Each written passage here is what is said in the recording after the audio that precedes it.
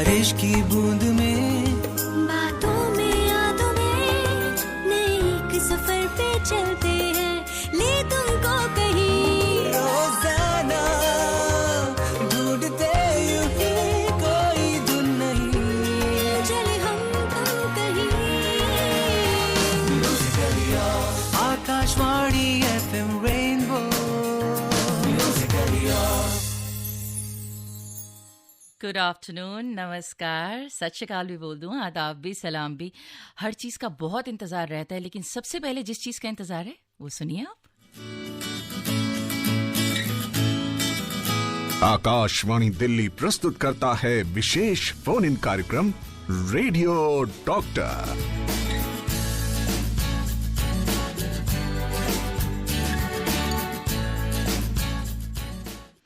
तो देखिए, radio doctor आपको पता ही है बहुत स्पेशल है हम सबके लिए। उसका कारण हम सभी जानते हैं। कितनी सारी ऐसी प्रॉब्लम्स हैं ना जो शायद हमें लगता है कि इंस्टेंटली हमें कोई सॉल्यूशन मिल जाए, लेकिन वैसा होता नहीं है। फिर हम उसकी डिटेल में जाना चाहते हैं, एग्जैक्ट चाहते हैं उसकी इन्फॉर्मेशन हमें मिले। और हम लोग बहुत फॉर्चुनेट हैं क्योंकि हम आकाशवाणी से जुड़े हैं और आकाशवाणी में इतने ज़्यादा पोटेंट हमें प्रोग्राम्स मिलते हैं जिसमें जो एक्सपर्ट्स आते हैं वो भी बहुत ज़्यादा एक्सपर्ट वैसे भी होते हैं और अपनी फील्ड के बहुत ज़्यादा जाने माने नाम हैं। तो आज मैं आपको बता दूं, अगर आप अनफॉर्चुनेटली एस्थमा से सफ़र कर रहे हैं या फिर आपको लग रहा है that you are having breathing issues और आपको कंफर्मेशन चाहिए कि क्या ये वाकई एस्थमा है या फिर कुछ और भी हो सकता है, या फिर इससे रिलेटेड इसकी प्रिवेंशंस क्या हैं, क्योर क्या हैं, कोई भी आपके पास इसका कोई सवाल हो या फिर आप इसके बारे में ज़्यादा जानना चाहते हैं, then you are absolutely at the right show because this is radio doctor. मैं वही हूँ, आपकी अपनी गज़ब की गीतांजलि। और उससे ज़्यादा गज़ब की बात यह है, आज हमारे साथ जो स्टूडियो में हैं वो आज के expert doctor Pankaj Sharma, medical officer CGHS। और वो आज जो टॉपिक है हमारा asthma prevention symptoms and cure, उसको लेकर एब्सोल्युटली ढेर सारी इन्फॉर्मेशन हमें देंगे। पहले उनको हेलो कर लेते हैं, फिर जो थोड़ी सी मैं आपसे रिक्वेस्ट करूंगी वो सुन लेना please. So doctor Pankaj, welcome to the studio. धन्यवाद। अच्छा, तो आपने सुना ही है हमारी इंट्रो। हमारे जितने भी श्रोता हैं काफ़ी शिद्दत से वो सवाल पूछने वाले हैं बिकॉज जब भी डॉक्टर्स आते हैं उनके पास बहुत सारी माफ़ कीजिएगा, I am under the weather a bit, but बहुत सारी क्वेरीज होती हैं जो वो उसके बारे में जानना चाहते हैं। लेकिन इससे पहले वो अपने सवाल पूछना शुरू करें, मैं आपसे रिक्वेस्ट करती हूँ आप उनको बताइए कि एग्जैक्टली एस्थमा है क्या। जी, अस्थमा एक सांस की बीमारी है। जैसे कि अगर मैं लेमन टर्म में आपको समझाऊं, जब हम सांस लेते हैं तो सांस जो होती है, ऑक्सीजन जो होती है नाक के थ्रू, ट्रेकिया, ब्रोंकस जो कि सांस की नलियां हैं उसके थ्रू हमारे फेफड़ों तक जाती है। तो अगर जो सांस की नलियां हैं जैसे जो ब्रोंकस है, अगर उसके अंदर सूजन आ जाए या फिर उसकी मांसपेशियों में स्पाज्म हो जाए, तो उसमें सिकुड़न आ जाए, तो उससे क्या होगा, सांस लेने में तकलीफें होती है मरीज को, और इसी को ही हम आमतौर पर दमा या अस्थमा कहते हैं। तो बेसिकली अगर हम समझें, जैसे लोग जानना चाहते हैं, इनिशियली मैंने कहा कि कई बार ऐसा होता है कि लोगों को अगर थोड़ी सी चलने में भी सांस फूलती है ना तो उनको लगता है कि oh am I having asthma. क्या ये बहुत ही ज़्यादा करेक्ट थिंकिंग है? जी, लोगों को जो सांस फूलने की जो परेशानी है उसके कारण हो सकते हैं कि उनको फेफड़ों की दिक्कत है, या उसका ये भी कारण हो सकता है कि उनको हार्ट की कोई प्रॉब्लम है। जी, तो ये डिफ्रेंशिएट करने के लिए उनको उनके चिकित्सक को दिखाने की आवश्यकता है कि उनको दोनों में से किस बीमारी की दिक्कत है। तो देखिए, अब थोड़ा सा तो हमने आपको प्रिलूड दे ही दिया है। अब हम सब थोड़ा थोड़ा सा सेटल हो जाते हैं और मैं आपको अपने नंबर्स बता देती हूँ। हमारे व्हाट्सएप नंबर आपको सभी बताएं, और इससे पहले कि हम बताएं, आपके ऑलरेडी मैसेजेस आने हमारे पास शुरू हो गए हैं। तो अगर आप नए हैं हमारे शो में, जिसकी उम्मीद मुझे थोड़ी सी कम है, 9868107070, this is our WhatsApp number. आप हमें कॉल भी कर सकते हैं 23421084 और 23421080। देखिए, मोबाइल से कॉल करते हैं 011 ज़रूर लगाएं। अगर आप दिल्ली के बाहर से फ़ोन कर रहे हैं तब भी आपको 011 लगाना पड़ेगा। और प्लीज़, आज डॉक्टर साहब हैं स्टूडियो में, वो एस्थमा को लेकर बात करने वाले हैं, लेकिन आज मेरा थोड़ा सा गला नासाज है so you have to bear with me a bit. लेकिन आपके जो कॉल्स हैं उनके लिए एक बार फिर मैं आपको बताती हूँ कि जब भी आप हमें कॉल करते हैं प्लीज़ प्लीज़ प्लीज़ अपने रेडियो का वॉल्यूम बंद रखिएगा, अपने सवाल के साथ तैयार रखिए। अगर आप ऑन एयर आके करते हैं ना तो हमें पूछना है तो वैसे आपका कॉल डिस्कनेक्ट हो जाता है, फिर आप हमसे थोड़ा सा नाराज़ हो जाते हैं कि हमने आपको कॉल किया और आपने हमसे बात नहीं की, तो नाराज़गी नहीं करनी है, तैयारी करनी है। आप सुन रहे हैं रेडियो डॉक्टर। मैं हूं आपकी गज़ब की Geetanjali Soni with our doctor Pankaj Sharma, medical officer CGHS। और अभी आपको एक मैं गाना सुना देती हूँ ताकि आप तैयार हो जाएं, और उसके बाद हम लोग सवालों का सिलसिला जारी रखेंगे। बारिश की बूंद में, बातों में यादों में नए एक सफर पे चलते हैं, ले तुमको कहीं रोजाना ढूंढते यूं ही कोई धुन नहीं, चले हम तुम कहीं। Akashvani FM rainbow.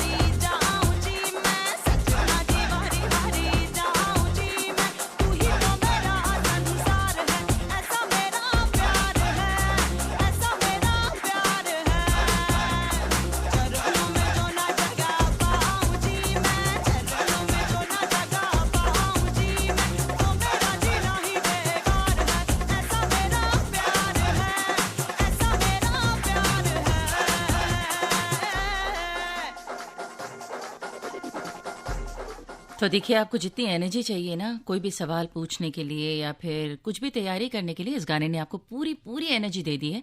अब जिस स्पीड से आप लोगों ने सवाल पूछे हैं पंकज, मुझे लगता है उसी स्पीड से हमें जवाब भी देने पड़ेंगे। तो पहला सवाल हमारे पास आया है कि नमस्कार, आपको नमस्कार कह रहे हैं, हमें नमस्कार कह रहे हैं। नमस्कार जी।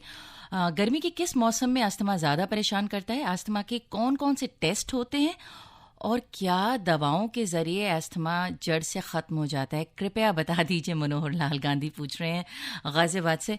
एक्चुअली जो हम लोग ना पंकज इतने सारे सवाल पूछना चाह रहे थे, इन्होंने कलेक्टिवली इकट्ठे ही पूछ लिए हैं। अब वो आपकी चॉइस है कि आप 1 by 1 रिप्लाई करना चाहते हैं, धीरे धीरे आप through out the show reply करेंगे। जी, हम ले लेते हैं इनके सवाल। हाँ जी। जैसे कि इनका सवाल है कि अस्थमा किस सीजन में ज़्यादा होता जी। है। तो अस्थमा जब भी सीजन चेंज होता है तो तभी लोग इस परेशानी से आते हैं, या जी। पॉल्यूशन होता है जी। तो जनरली तब पेशेंट ये परेशानी, सांस की तकलीफ लेकर आते हैं। दूसरा इनका सवाल था कि अस्थमा के लिए कोई टेस्ट होता है। तो asthma is generally clinical diagnosis. तो जी। फिर अगर आप डॉक्टर के पास जाते हैं तो डॉक्टर आपको आपके सिम्टम्स को और आपको देखकर ऑस्कल्टेट करके बता सकते हैं कि आपको अस्थमा की दिक्कत है कि नहीं है। अगर हम टेस्ट की बात करें तो एक टेस्ट होता है स्पायरोमेट्री, जी। जिसके अंदर हम हमारी जो सांस की नलियां हैं उनका कैलिबर चेक करने के लिए हम एक मशीन में फूंक मारते हैं और उससे हम उसका क्षमता देखते हैं आपके कैलिबर का। जी।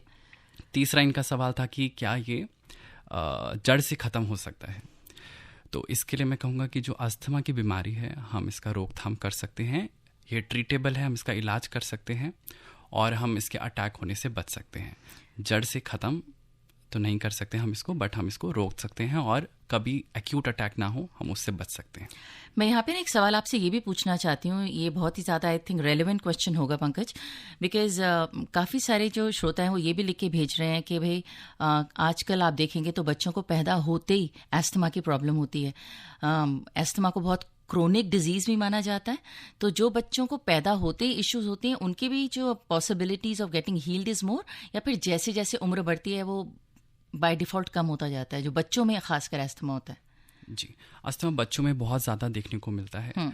जैसे ही छोटी उम्र में जनरली इन्फेक्शन होते हैं, ज़्यादा कॉमन होते हैं। 2 से 3 साल की उम्र में हमें अस्थमा देखने को मिलता है, बहुत मरीज़ों के अंदर 15% बच्चों में देखने को मिलता है। और कुछ मरीज़ जो होते हैं वो फ्यूचर में भी एडल्ट में उनको अस्थमा कंटिन्यू होता है। कुछ मरीज़ होते हैं जो ट्रांजिएंट सिम्टम्स होते हैं, वीज लेकर आते हैं, आवाज़ लेकर आते हैं सांस में, धीरे धीरे समय के साथ वो ठीक हो जाती है। जी।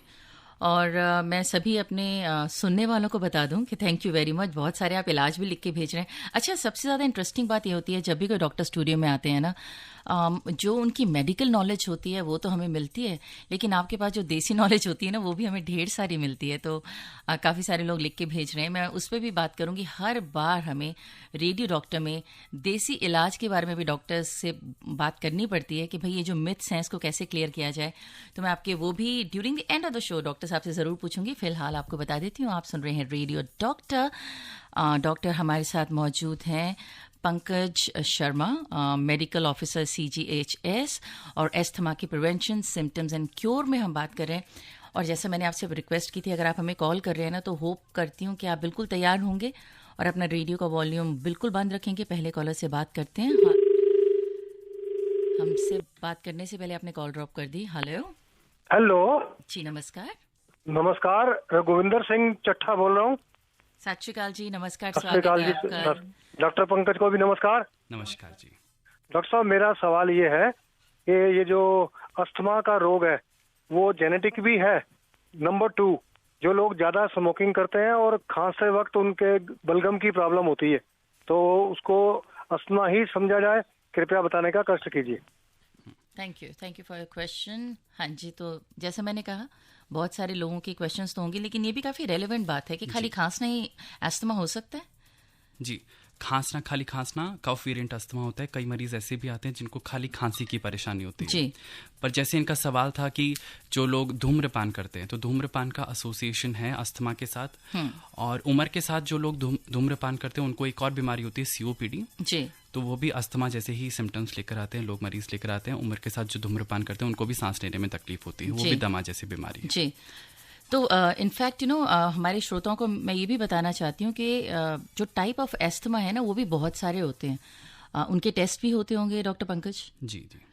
तो आप क्या रिकमेंड करते हैं? जैसे आपने बोला और गुरविंदर जी ने भी पूछा कि अगर जो स्मोक करते हैं, खांसी हो रही है उनको लगातार, कितना इम्पोर्टेंट है कि वो पहले जाके टेस्ट कराएं, या फिर he should go only for the expert advice considering कि हाँ ये तो एस्थमा हो सकता है? और कई बार लोग रेफरल मेडिसिन भी खाना शुरू कर देते हैं। जी, बिल्कुल ज़रूरी है कि उनको जाके डॉक्टर को दिखाना, क्योंकि धूम्रपान के साथ अगर लंबी समय से खांसी है तो वो और भी चीज़ें हो सकती हैं, जैसे कि टीबी हो सकती है, या तो कई बार कैंसर के भी सिम्टम ऐसे होते हैं। जी। तो ये कई और बीमारियों के भी लक्षण हो सकते हैं, या दमा के भी लक्षण हो सकते हैं, COPD के भी लक्षण हो सकते हैं, ब्रोंकाइटिस के भी लक्षण हो सकते हैं। तो ये ज़रूरी है कि अगर आपको ऐसी दिक्कत है तो आप डॉक्टर को अवश्य दिखाएं। तो देखिए, कुछ भी प्रॉब्लम होती है ना, डॉक्टर से आपको कंसल्ट करना बहुत ज़रूरी है। और कुछ चीज़ें तो बिल्कुल सेट पैटर्न है, और ख़ासकर अगर आप रेडियो डॉक्टर पर आए हैं और इतने टाइम से आप हमसे जुड़े हैं, तो आपको पता है कि कोई भी चीज़ अगर आपके पास पूरा एविडेंस नहीं है ना, और ख़ासकर आप दवाइयों के नाम जानना चाहते हैं, तो वो देना बहुत मुश्किल हो जाएगा, बिकॉज सिम्टोमेटिकली चीज़ें ट्रीट करना मुश्किल होती हैं, जो मुझे समझ आया इतने सालों डॉक्टर से बात करके। फ़िलहाल आप थोड़ा सा तैयारी और करें क्वेश्चंस पूछने में, और जितनी भी आपकी डिटेल्स हैं अपने सिम्टम्स को भी अच्छे से रीड करें। और आप, जैसे हमेशा मैं कहती हूँ, बहुत बहुत स्वागत है आपका। आप हमें कुछ भी, हमारे जो डॉक्टर हैं उनसे सवाल पूछ सकते हैं। नंबर वही है हमारा 9868107070, telephone number 23421080, 23421084, 011 is the code. अगर आप दिल्ली के बाहर से कॉल कर रहे हैं तब भी आप 011 लगाएंगे। अभी थोड़ा सा मैं वर्क कर लूँ, क्योंकि मुझे लगता है कि टेलीफोन लाइन्स के लिए ना अभी भी आपको समझाना पड़ेगा। कॉल्स तो बहुत आ रही हैं। क्या कहते हैं डॉक्टर पंकज, एक कॉल ले लें या गाना सुनेंगे आप? जी, एक कॉल लेते हैं। एक कॉल लेते हैं। So let's see who's online. Hello. Hello. Hello ji नमस्कार। नमस्कार, good evening, good afternoon. Doctor Pankaj Sharma ji को भी नमस्कार। जी पूछिए, क्या पूछना चाहते हैं? मेरा क्वेश्चन, मैं GS चट्ठा बोल रहा हूँ। जी चड्ढा जी। मेरा क्वेश्चन ये है डॉक्टर साहब, अस्थमा की प्रॉब्लम होने पर इनहेलर यूज करने के लिए कहते हैं, तो क्या ये सेफ होते हैं, खास तौर पे छोटी उम्र के बच्चों के लिए? जी। तो डॉक्टर पंकज, इनहेलर्स को लेकर क्वेश्चन है। जी, ये बहुत ही पॉपुलर मिसकंसेप्शन है। लोग जो समझते हैं कि इनहेलर लेना क्या ये एडिक्शन है, क्या ये खतरनाक है, तो लोग समझते हैं। ओके। बट मैं अगर सबको ये बताना चाहूँगा कि जो इनहेलर हम लेते हैं वो सीधा हमारे फेफड़ों तक जाता है। तो जो हम डोज देते हैं दवा की, वो हम माइक्रोग्राम में देते हैं, बहुत ही कम डोज में देते हैं। तो जो हम ओरली हम मुंह से दवाइयाँ खाते हैं, जनरली वो मिलीग्राम में होती हैं, बट जो हम इनहेलर देते हैं वो बहुत ही कम डोज में देते हैं। ओके। तो इनहेलर का कोई नुकसान नहीं है। नुकसान है मतलब, पर लाभ उसके बहुत ज़्यादा हैं नुकसान के कंपैरिजन में। जी। तो इनहेलर लेना अस्थमा का कॉर्नरस्टोन ट्रीटमेंट इनहेलर ही है। और मैं सभी को कहना चाहूँगा कि इनहेलर से ना बचें। अगर आपको है बीमारी तो अवश्य लें और स्वस्थ रहें। तो देखिए, ये जो चीज़ें हैं ना, होती तो बहुत माइन्यूट हैं, लेकिन जैसे हम कई बार नीम हकीम खतराए जान बन जाते हैं। डॉक्टर अगर हमें रेकमेंड भी करते हैं, हम कहते हैं नहीं नहीं डॉक्टर साहब ने रेकमेंडेशन तो दे दी है, पर मुझे लगता है ये सेफ नहीं है। और खुदा ना खास्ता एस्थमा का अटैक कभी बहुत ही ज़्यादा मैसिव हो जाता है और लोग इनहेलर्स नहीं ले पाते हैं, तो कई बार काफ़ी फेटल हो जाता है ना डॉक्टर पंकज? जी, अस्थमा कई बार एक्यूट अटैक होते हैं और इतना जानलेवा भी हो सकता है। ICU में जाना हो सकता है, वेंटिलेटर की भी ज़रूरत पड़ सकती है। जी, तो बस ये चीज़ें सुन के तो डर लगता है, लेकिन prevention is always better than cure. और हमारे पास सारे जो रास्ते हैं वो भी मौजूद रहते हैं। फिलहाल आपके पास रास्ता है, आकाशवाणी में आप हमसे SMS पूछ सकते के ज़रिए बात कर सकते हैं, व्हाट्सएप के ज़रिए बात कर सकते हैं, और आप हमें कॉल भी कर सकते हैं। बस कॉल्स के साथ थोड़ा तैयार रहिएगा। अभी मैं आपको गाना सुनाती हूँ। Till the time we also will see what exactly you have written in the messages. आप सुन रहे हैं रेडियो डॉक्टर।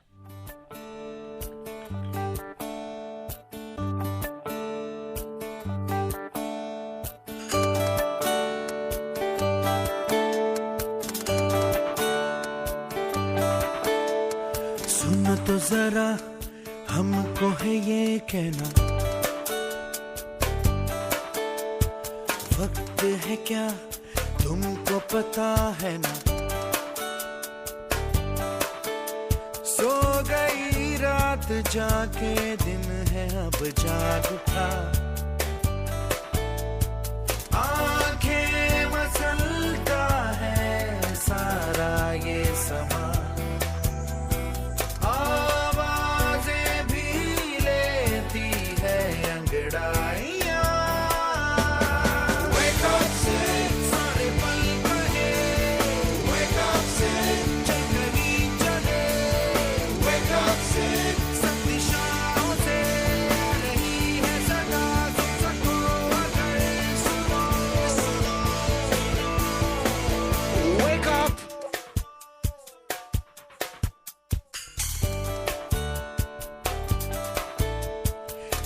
जो कहे वो जो कहे सुन लो,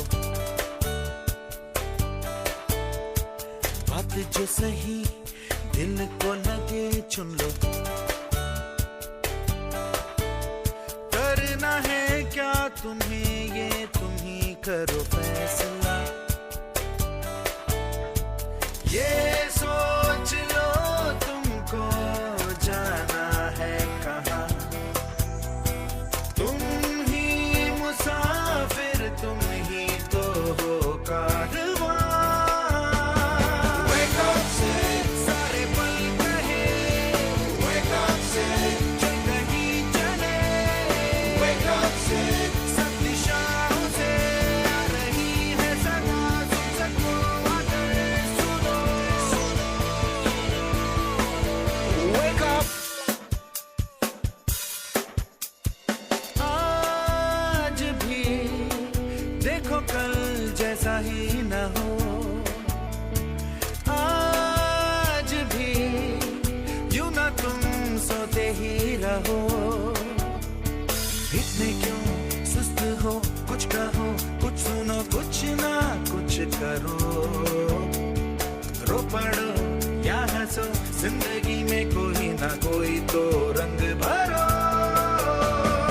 Wake up से सारे पल कहे, wake up से जिंदगी चले, wake up से सब दिशाओं से आ रही है सदा, सुन सको अगर सुनो, सुनो, सुनो, wake up।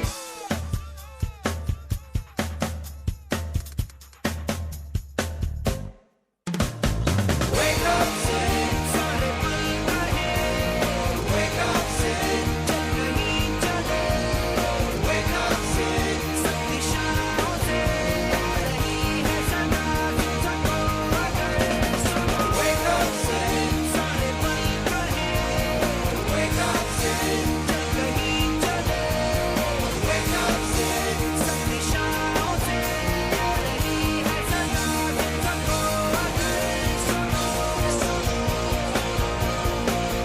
wake up। Wake up. देखिए बहुत अच्छे से उठ के आप सब बाहर आए हैं, बिकॉज आप सवाल नहीं पूछ रहे हैं, ख़त लिख रहे हैं हमें, बट जो बहुत ही सिमिलर क्वेश्चंस हैं उनको मैं पढ़ के ऑलमोस्ट एक ही क्वेश्चन पूछ रही हूँ, क्योंकि उसका जवाब सबको मिल जाएगा। तो एक क्वेश्चन संजय जी ने देहरादून से पूछा है। वो कह रहे हैं, गुड आफ्टरनून, मेरे बेटे की एज 12 साल है, वो कुछ दिन से दिन में लंबी लंबी सांस ले रहा है, उसको किस तरह की दिक्कत हो सकती है और किस डॉक्टर को दिखाना चाहिए, प्लीज़ उपाय बताएं। जी, जैसे कि इन्होंने बताया इनके बच्चे को दिक्कत है कि लंबी लंबी सांसें ले रहा है। जी, तो लंबी लंबी सांसें लेना ऐसा हो सकता है कि मरीज़ को सांस लेने में दिक्कत हो। ऐसा भी हो सकता है कि बच्चे जनरली एंजाइटी से भी ग्रसित होते हैं, तभी भी लोगों को इस तरह के सिम्टम होते हैं। Very true. तो ये पता लगाने के लिए उनको एक बार जाके किसी भी मेडिकल स्पेशलिस्ट, किसी भी फिजिशियन को दिखाएं, ताकि ये हम डिफ्रेंशिएट कर सकें कि बच्चे को क्या परेशानी है। तो आई थिंक आपको अपने सवाल का जवाब मिल गया कि आपको इनिशियली आप फिजिशियन को दिखाएं। It could be anything, may be हो सकता है एंग्जाइटी, और एंग्जाइटी तो आजकल यंग बच्चों में बहुत ही कॉमन है। तो अगर वो बताते हैं कि किसी स्पेशलाइज्ड डॉक्टर को दिखाना है, then you can go ahead. I think आपके सवाल का जवाब मिल गया। एक जो और सवाल है वो बहुत लंबा है डॉक्टर पंकज, मैं ट्राई करती हूँ because it's like a letter. Sanjay Kumar Delhi से पूछ रहे हैं कि सर मुझे अस्थमा ग्रेड 4 बताया गया था एक प्राइवेट डॉक्टर ने आज से 12 साल पहले। उसके बाद मैंने 2013 में सफदरजंग हॉस्पिटल में डॉक्टर को दिखाया। उन्होंने मेरे सब टेस्ट करवाए, PFA और सम ब्लड टेस्ट, और प्रिस्क्रिप्शन में मुझे फोराकोट, मतलब इन्होंने सारी दवाइयाँ लिखी हैं और एंटीबायोटिक भी दी थी। सर मैं आजकल वो सब नहीं यूज़ कर रहा हूँ क्योंकि मुझे लगता है मैं ठीक हूँ। मैं डेली वॉक करता हूँ अप्रॉक्स 5 किलोमीटर्स एंड मुझे सांस भी बिल्कुल ठीक आती है और मैं आराम से सोता हूँ। अगर कभी ज़ुकाम होता है मुझे तो मैं LCZ ले लेता हूँ। प्लीज़ बताएं सर मुझे मुझे डॉक्टर के पास जाना चाहिए या नहीं। बाकी मैंने इमरजेंसी के लिए इन्हेलर भी रखा हुआ है, उसे यूज़ करूं या नहीं। Thank you very much sir. मैंने ना जानबूझ के मेडिसिन के नाम नहीं लिए हैं बिकॉज क्या होता है कि लोग उससे ना रेफरल लेके then they sometime try on their own. तो अगर आपको लगता है इट्स कंफर्टेबल तो मैं फिर बता देती हूँ आपको दवाइयों के नाम। जी तो फिलोमिस्ट नेजल स्प्रे और मॉन्टेल LC टैब। ठीक है। हाँ जी, तो ये आप इनको लगता है कि ये ठीक है। अब आपको क्या लगता है इनकी जी, बातों जैसे से? इन्होंने शुरुआत में बताया कि ये कुछ इनहेलर ले रहे हैं, जी जिसमें कि स्टेरॉइड ब्रोंकोडाइलेटर और ये कुछ एंटी एलर्जिक मेडिसिन ले रहे हैं और नेसल स्प्रे भी ले रहे हैं। जी बट ये जो इनको सिम्टम्स हैं, इनको कुछ समय पहले थे, बट इस दौरान अभी इनको कोई सिम्टम नहीं है। तो अगर, क्योंकि अस्थमा ऐसी बीमारी है जो कि बहुत वेरिएबल है, जी तो कभी सिम्टम होंगे एक दिन में भी, कभी सिम्टम होते हैं, कभी बिल्कुल ठीक होता है मरीज। तो अगर इनको कोई सिम्टम नहीं है तो ये बस SOS की तरह एक इनहेलर अपने पास रख सकते हैं, जी। और बाकी अगर इनको कभी फ्यूचर में सिम्टम आता है तो ये आके दिखा सकते हैं, फिर ये दवा शुरू कर सकते हैं। अच्छा, तो मतलब जिनको एस्थमा है, इट्स नॉट कंपलसरी कि वो मेडिकेशन थ्रू आउट लाइफ लेते रहें। अगर symptomatically they are feeling better, so it's not like a compulsion to have medicine, right? जी बिल्कुल, अगर उनको सिम्टम्स इम्प्रूव हैं, अगर उनको बहुत समय तक सिम्टम्स नहीं आते हैं, तो हम मेडिसिन बंद कर सकते हैं। चलिए, ये तो बहुत अच्छी न्यूज़ है उनके लिए जिनको एस्थमा है और अभी काफ़ी बेटर फील कर रहे हैं। देखते हैं कॉलर क्या पूछना चाहते हैं। हेलो हेलो जी, नमस्कार ये जो डॉक्टर, जी, नाम बताइए अपना। मैं महाराष्ट्र से बोल रहा हूँ, खान। हाँ जी, खान साहब, पूछिए क्या पूछना चाहते हैं। तो मैं फास्ट चलता हूँ, तेज चलता हूँ ना, जी और ब्रीथ चलता हूँ तो मेरे को सांस लगती है। अच्छा। फिर थोड़ा रुकने के बाद 5 मिनट के बाद सही होता है। तो इसका क्या दमा हो सकता है?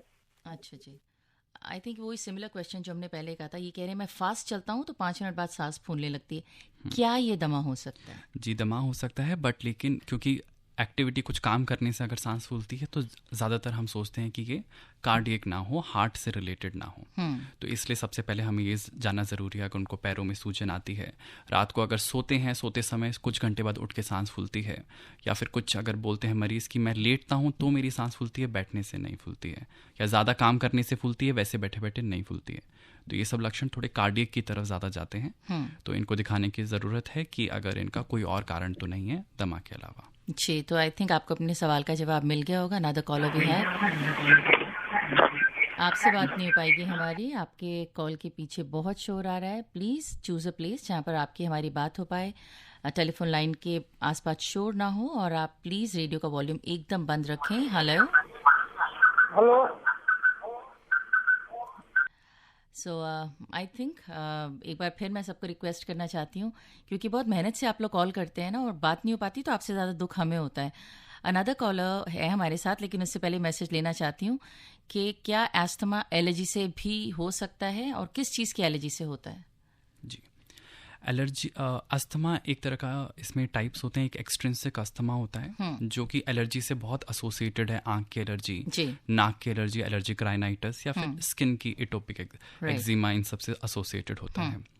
तो इन सबसे एसोसिएटेड हो सकता है एस्थमा।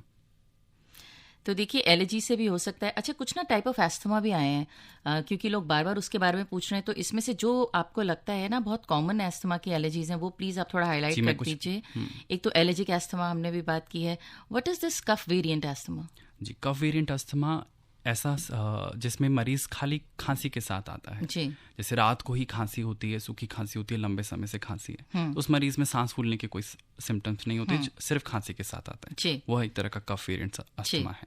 और एक्सरसाइज इंड्यूस्ड एस्थमा? जी, एक्सरसाइज के साथ भी कुछ लोगों में होता है कि एक्सरसाइज करने के बाद उनको सांस फूलता है। अच्छा, तो वो भी could be part of asthma. वो भी एक तरह। अच्छा, आपने नाइट टाइम एस्थमा के बारे में तो बता ही दिया है, अगर उनको उस टाइम लग रहा है कि सांस फूलता है, वाइल स्लीपिंग इट इज। हाँ, रात को ज़्यादातर सिम्टम्स। अच्छा, और ये स्टेरॉइड रेसिस्टेंट एस्थमा क्या होता है?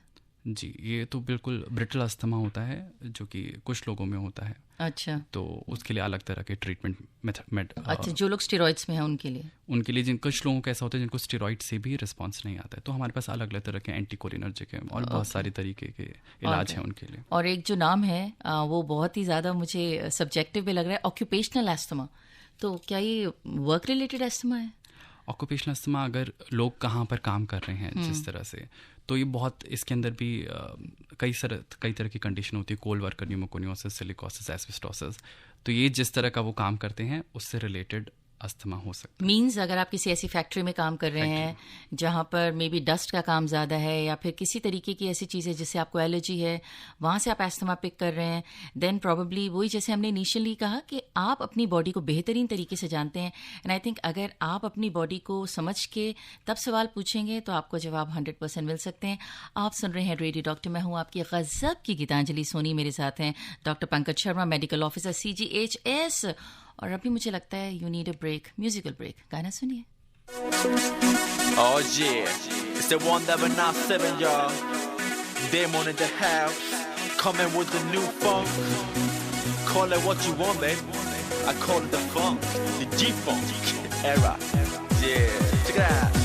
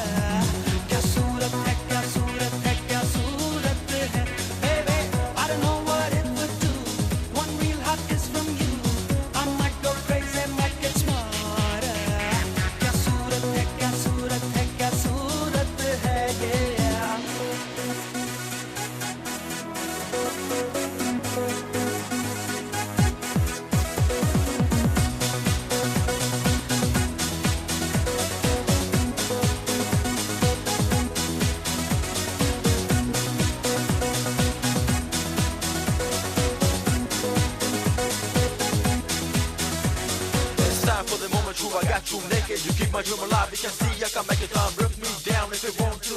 Now this is the last chance to meet my whole crew, so don't make me. The moment you cry in your mind wanna hurt me, I don't need your respect for the trust. Cause there's so many chicks wanna be just like us. I am just an ordinary guy. I ain't no macho man, I get no high five.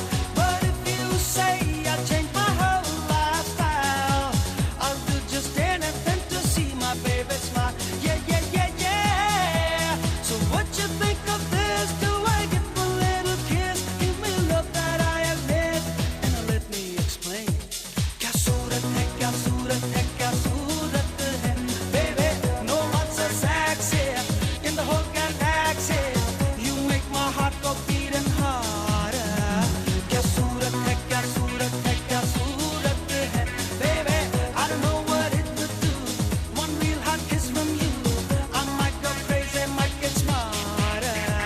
क्या सूरत है, क्या सूरत है, क्या सूरत है, yeah.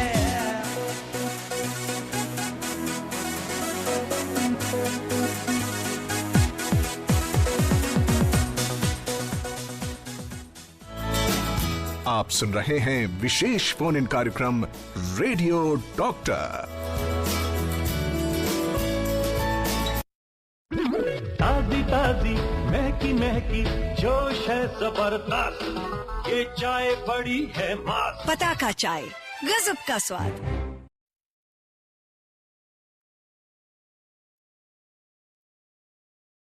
जी, बहुत सारी चीज़ें हैं जिसका स्वाद तो लेना बहुत अच्छा है, लेकिन हेल्थ के लिए क्या अच्छा है ना, वो बहुत इंपॉर्टेंट होता है। वो जानना आपके लिए भी ज़रूरी है और मेरे लिए भी बहुत ज़्यादा ज़रूरी है। And luckily doctor Pankaj studio में हैं और आप अपने एस्थमा से रिलेटेड जितने भी सवाल कर रहे हैं उसके आपको बिल्कुल ऐप जवाब मिल रहे हैं। मुझे खुशी है इस बात की। तो राइट इन द बिगनिंग अभी ना कॉलर ले लेते हैं, फिर वो बाद में थोड़े से इम्पेशेंट हो जाते हैं, तो अपना रेडियो का वॉल्यूम हाई कर लेते हैं। हेलो हेलो हेलो, जी नमस्कार। नमस्कार जी, नाम बताइए अपना। मैं लहरपुर से एजाज अहमद एजाज लहरपुरी बोल रहा हूँ। हाँ जी, पूछिए क्या पूछना चाहते हैं। डॉक्टर साहब, सवाल मेरा ये है कि घर से दुकान तक जाने में करीब करीब 1 किलोमीटर से कुछ कम है दुकान, तो सांस फूलने लगती है और काम धंधा करने में नहीं फूलती है। ये क्या लक्षण वही है अस्थमा के? आपका वेट कितना है? आपका वजन वेट हमारा बहुत कम है, 40 किलो है। अच्छा, ठीक है, तो आप जुड़े रहिए, अभी आपका जवाब मिलेगा, सुनते रहिएगा। जी, इनका भी सवाल वैसा ही है जैसे एक क्वाइट सिमिलर।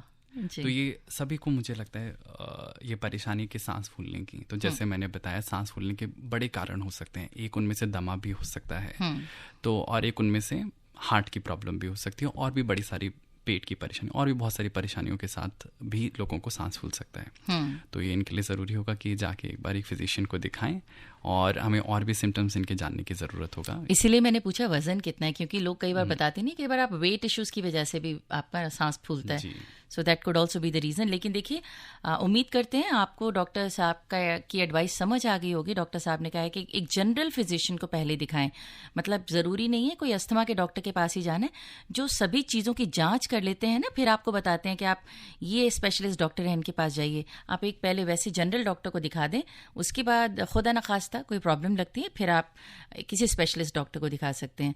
हेलो हेलो, नमस्कार मैम। नमस्कार जी, नाम बताइए अपना। मैं लखनऊ से राजा बात कर रहा हूँ। जी, स्वागत है, पूछिए क्या पूछना चाहते हैं राजा जी। जी जी जी, जैसा कि अस्थमा के बारे में हम 2 चीजें जानना चाहते हैं जी।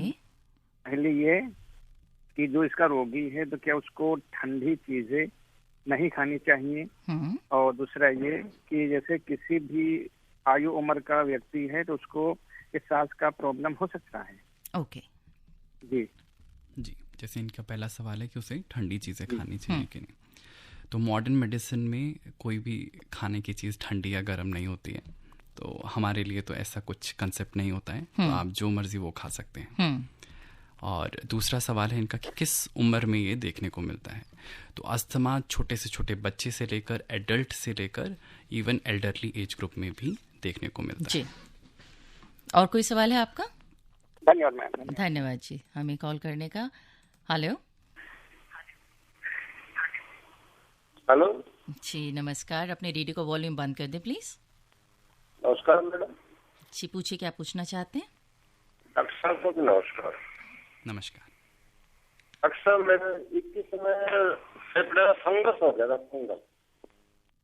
आपकी आवाज क्लियर नहीं आ रही है, पर सवाल दोबारा दोहराएं प्लीज। डॉक्टर साहब, मेरे है ना फंगस हो गया था, मैं अस्थमा का भी वो हूँ। अच्छा, फंगस अस्थमा भी है मेरे। जी जी जी, अच्छा। मेरे को अस्थमा भी है, फंगस हो गया था मेरे में। डॉक्टर साहब सुन रहे हैं ना? जी जी जी, सुन रहे हैं, पूछिए। तो फंगस के कारण मेरे को अब है ना छाती में हल्का हल्का सा कहीं कहीं दर्द होता है, वो यानी सीटी स्कैन में देखा था, जख्म हो गया, उसमें बलगम चिपक गया था। फंगस ये बोलते हो डॉक्टर साहब, आपको ज्यादा पता होगा। जी। और मैं हेलर ले रहा हूँ अब, ऑर्थोकैट। जी। तो मेरे को क्या करना चाहिए, क्या सावधानी रखनी चाहिए?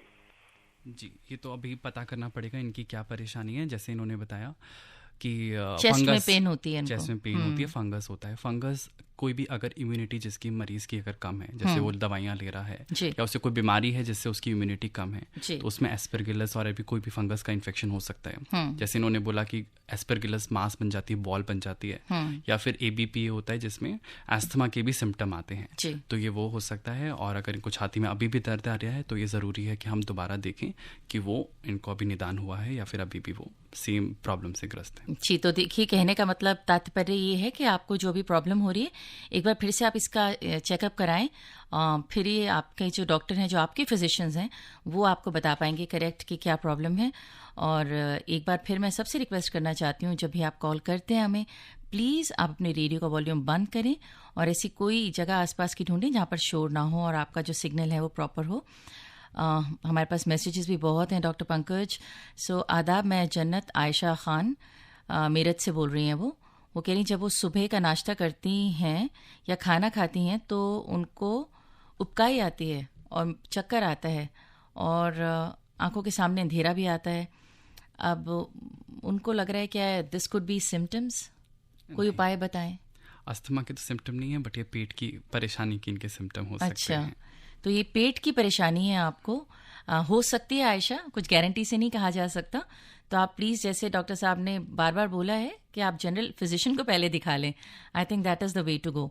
और थोड़ा सा खाने पीने का तो देखिए सबको ध्यान रखना ही पड़ता है। मेरठ में आप रहती हैं तो मैं समझ सकती हूँ, वहाँ पे खाने पीने की तो कमी नहीं है, तो थोड़ा सा हमें ध्यान भी रखना पड़ता है चीज़ों का।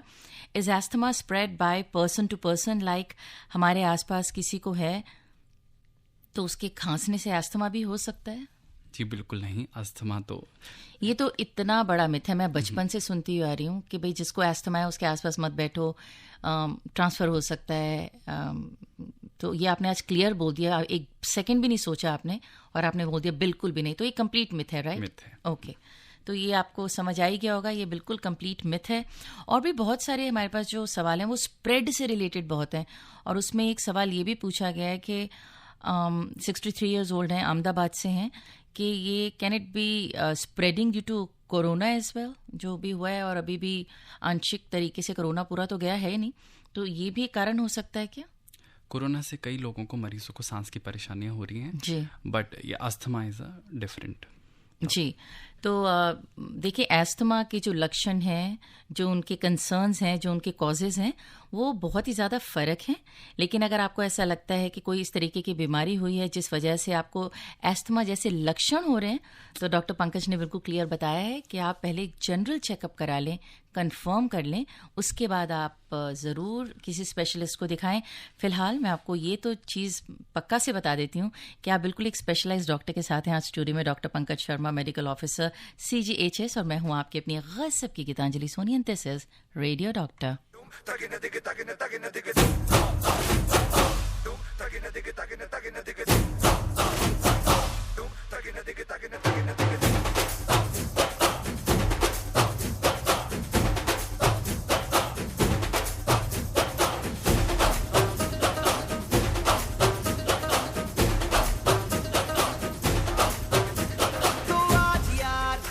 ये बोल दो आएंगे देर से, फिक्रे सब छोड़ दो, आज हक से अपने हिसाब में हम जो करने चले गलती वो जोड़ लो।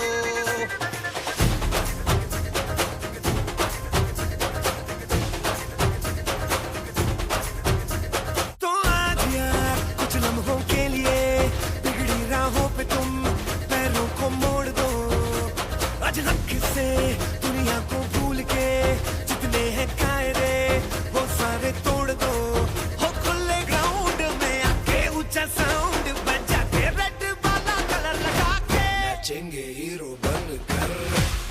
जय जय शिव शंकर, रंगूड़ है भयंकर, रंगूड़ रे दो, रंगूड़ रे दो, हम आए जल शंकर के मूड है भयंकर, रंगूड़ रे दो, रंगूड़ रे दो।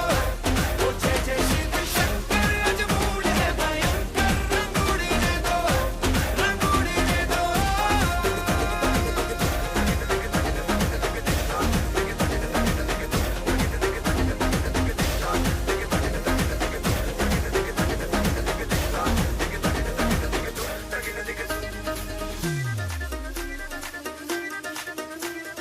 सुन के गिले गिले सुन सुन के बारी बारी ये न जम के आजा देसी कमर पे ठुमके उछाल दे।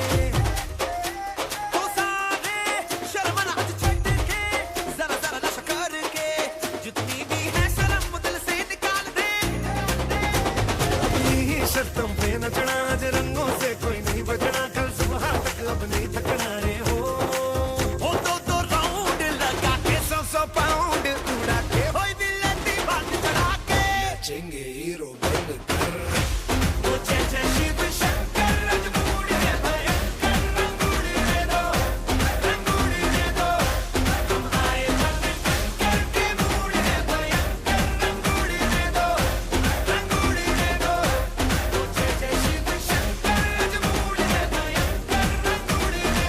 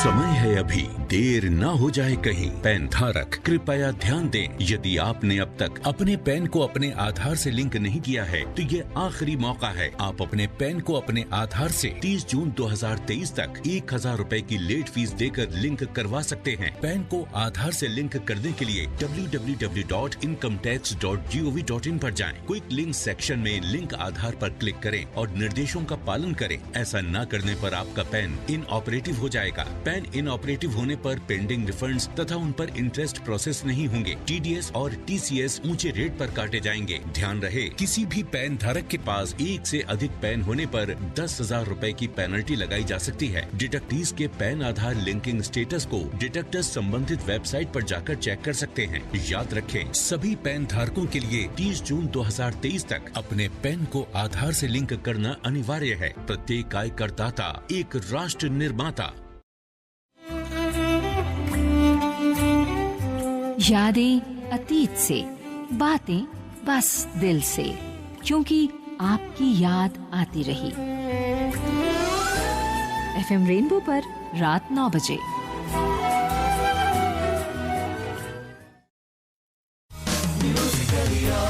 Akashvani FM rainbow. बहुत बहुत शुक्रिया कार्यक्रम की सराहना करने के लिए। ये टॉपिक आप लोगों को बहुत ही ज़्यादा रिलेटेबल लग रहा है, क्योंकि जैसा हमने इनिशियली कहा, छोटे बच्चे आजकल होते हैं ना, तो पैदा होने के साथ ही जो प्रॉब्लम्स हैं उनमें एक एस्थमा बहुत ही ज़्यादा प्रेवलेंट। डॉक्टर पंकज, क्या रीज़न ऐसा हो सकता है? Is it due to pollution? और कुछ तो ऐसा होगा जो इतने ज़्यादा केसेस एस्थमा के बढ़ रहे हैं।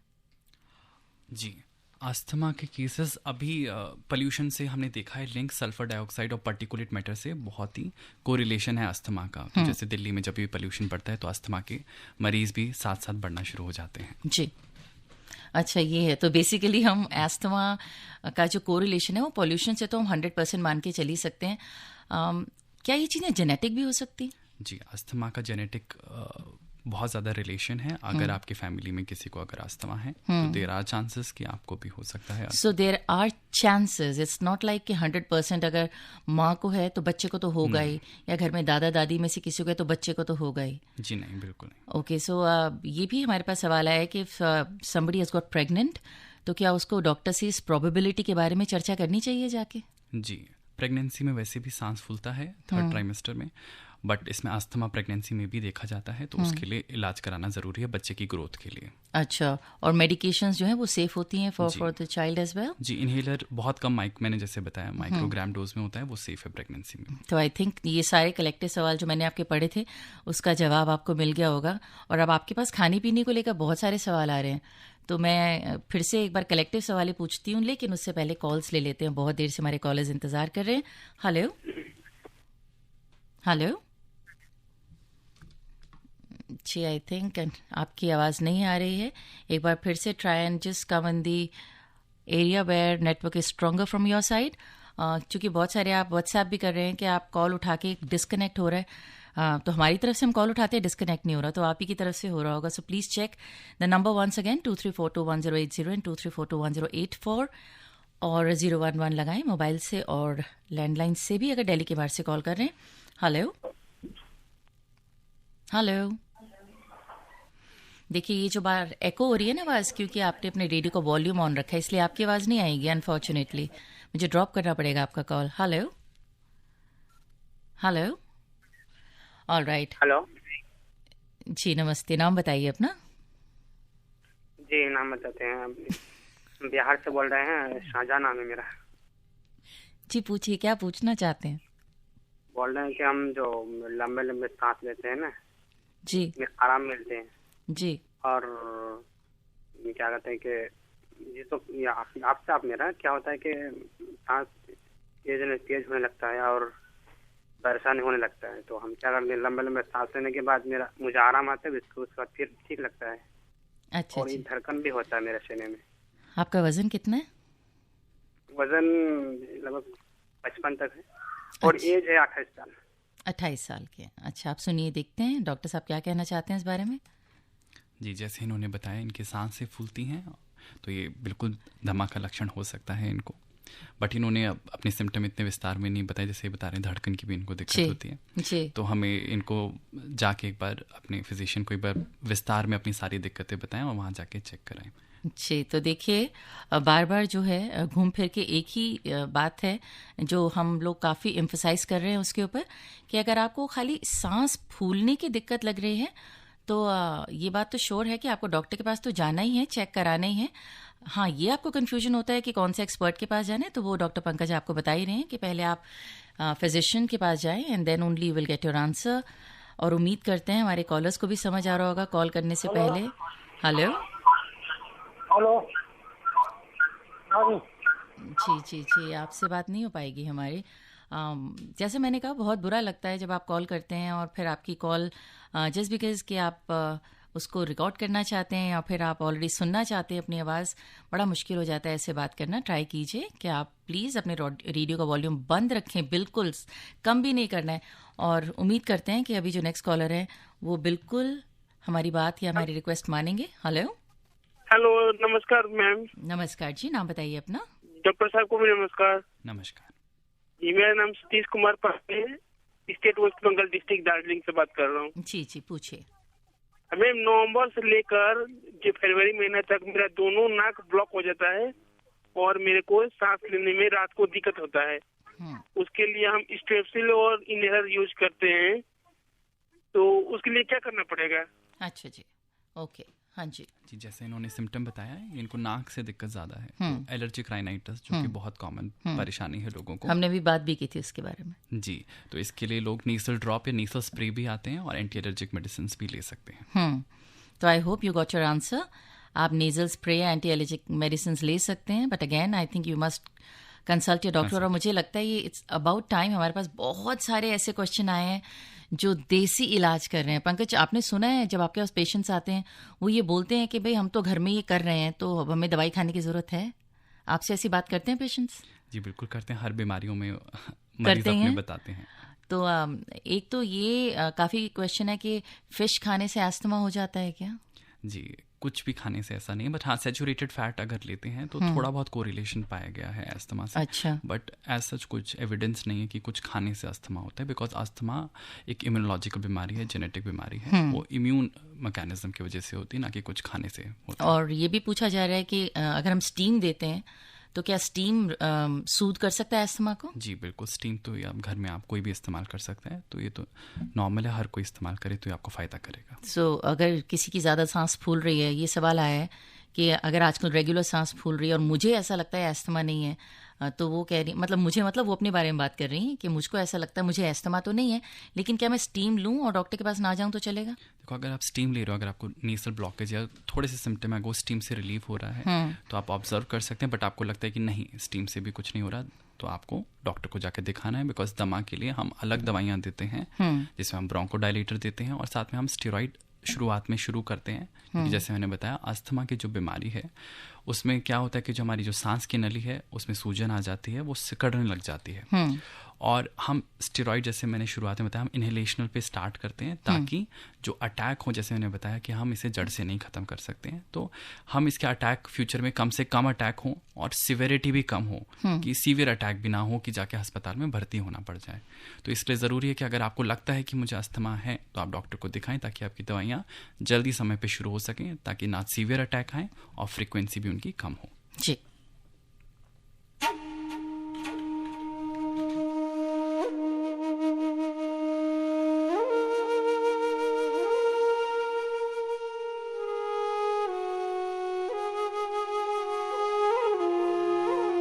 चाहे गीता बाँचिए या पढ़िए कुरान, मेरी तेरी प्रीत ही हर पुस्तक का ज्ञान। रंग देनी रंग देनी रंग देनी रंग देनी रंग देनी रंग देनी रंग देनी रंग देनी रंग देनी रंग देनी रंग देनी रंग देनी रंग देनी रंग देनी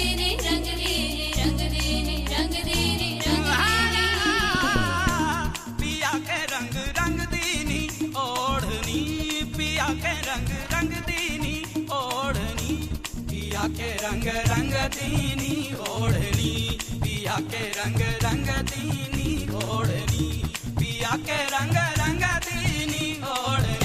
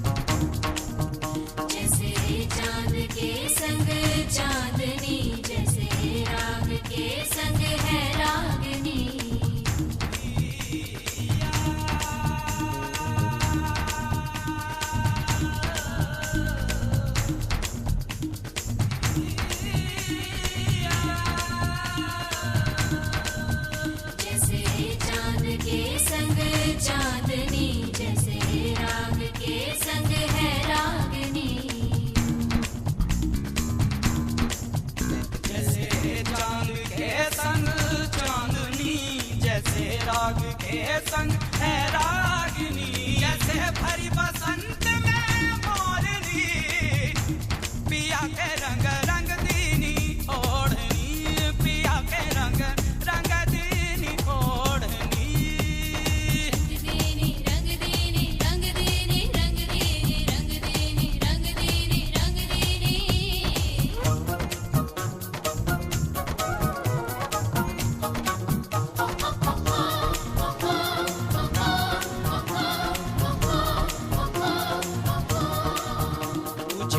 पहनूं ओढ़ूं बिछाऊं मैं, तुझे भर के सांसों में गाऊं मैं।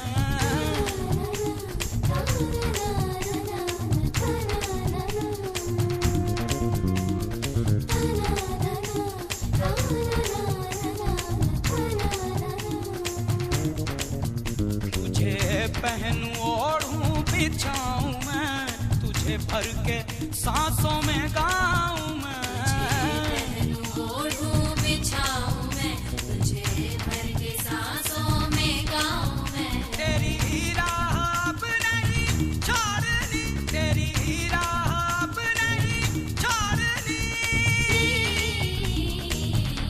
पिया के रंग रंग दीनी ओढ़नी, पिया के रंग रंग दीनी ओढ़नी, पिया के रंग रंग दीनी ओढ़नी, पिया के रंग रंग दीनी ओढ़नी।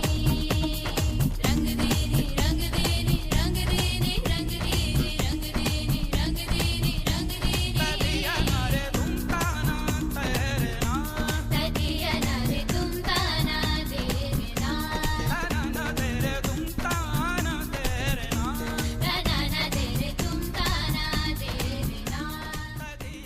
तो देखिए, उम्मीद हम यही करते हैं कि जितना भी आपने हमसे जितने भी सवाल पूछे हैं या जो भी इन्फॉर्मेशन चाहिए आपको, वो आपको 100% मिल गई होगी। चलते चलते समय बहुत कम है डॉक्टर पंकज, कुछ ऐसी चीज़ें जो आपको लगता है कि जिनको ऑलरेडी एस्थमा है उनको उसका ध्यान ज़रूर रखना चाहिए। और एक छोटा सा क्वेश्चन ले लेती हूँ, कहते हैं कि क्या स्मोक से अस्थमा हो सकता है और मास्क लगाने से भी हो सकता है? जी, अस्थमा जैसे मैंने बताया कि अस्थमा जो है वो प्रिवेंटेबल है, ट्रीटेबल है, क्योरेबल नहीं है।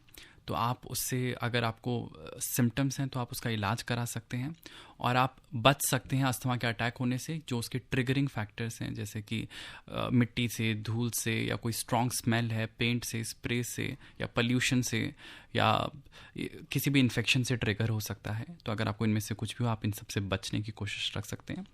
और स्मॉग होने से, जो स्मॉग मतलब पोल्यूशन ही होता है, स्मोक प्लस फॉग, तो उससे भी अस्थमा रिलेशन हो सकता है। आप मास्क लगाएंगे तो आप उससे बच सकते हैं पोल्यूशन से, मास्क से तो अस्थमा नहीं हो सकता। जी, तो इसके लिए तो जितनी भी आपने एडवाइस दी है सब ने सुनी है। Doctor Pankaj Sharma, thank you very much for joining us in the studio. हमारे सभी श्रोताओं के जितने भी डाउट्स थे उनको क्लियर करने के लिए बहुत बहुत शुक्रिया। Thank you. अभी आप आकाशवाणी दिल्ली से विशेष फोन इन कार्यक्रम रेडियो डॉक्टर सुन रहे थे। कार्यक्रम की प्रस्तुतकर्ता थी शालिनी मित्तल।